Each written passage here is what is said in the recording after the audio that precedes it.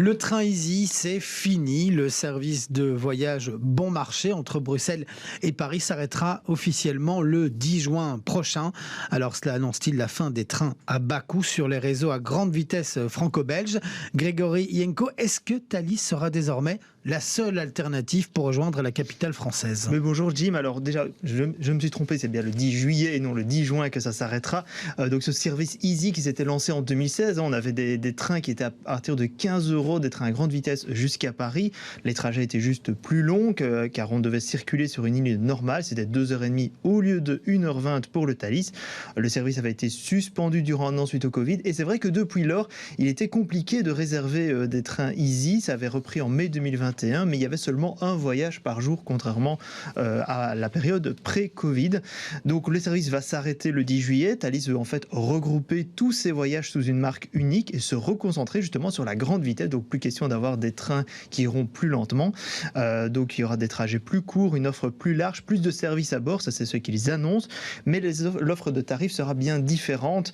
On ne sera plus dans du low cost, mais il y aura des promotions plus ponctuelles, comme des tarifs d'été, des prix spécifiques pour les jeunes Européens de moins de 27 ans.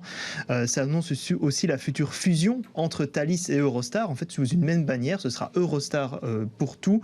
Donc on aura les Eurostar Red, donc rouge pour les Thalys actuels, et Eurostar Blue pour les Eurostar qui vont vers Londres. On peut tout de même s'interroger sur cette décision de Thalys, puisque c'est vrai que les voyages en train semblent de plus en plus prisés. Ils sont même aussi encouragés, puisqu'ils sont meilleurs pour l'environnement. Alors pourquoi est-ce que Thalys supprime ces trains bon marché ? Mais en fait, c'est un peu le paradoxe parce que justement, Thalys estimait que c'était un gros succès sur les 3 premières années, donc entre 2016 et 2019, on était quand même à 1,2 million de passagers et ils étaient très contents. Ça visait surtout la clientèle de loisirs, alors que les Thalys, on sait bien, c'est un peu plus cher, c'est plutôt la clientèle affaires qui va sur ces voyages. Thalys expliquait même que 60% des voyageurs qui prenaient Easy n'auraient pas pris le train s'il n'y avait pas cette offre-là et que 30% n'auraient pas du tout voyagé sans Easy.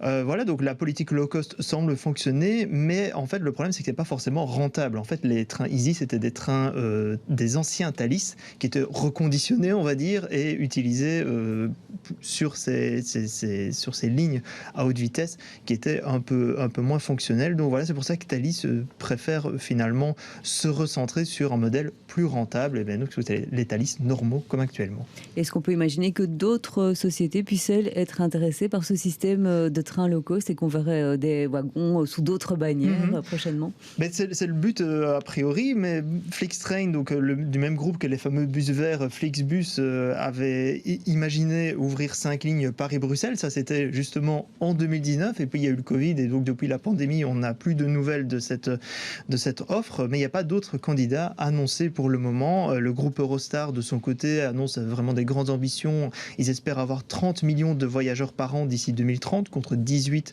en période pré-Covid. Mais voilà, il reste à espérer maintenant qu'il y ait une grille de tarifs plus large pour permettre justement à ce plus grand nombre d'accéder à ces trains à grande vitesse. Merci beaucoup Grégory Yenko d'être venu de nous donner toutes ces explications. À noter également qu'il n'y a pas que le train. Pour se rendre à Paris, il existe d'autres moyens de locomotion. Le vélo par exemple. Le vélo ou le bus pour les plus fainéants d'entre nous. Merci beaucoup en tout cas Grégory.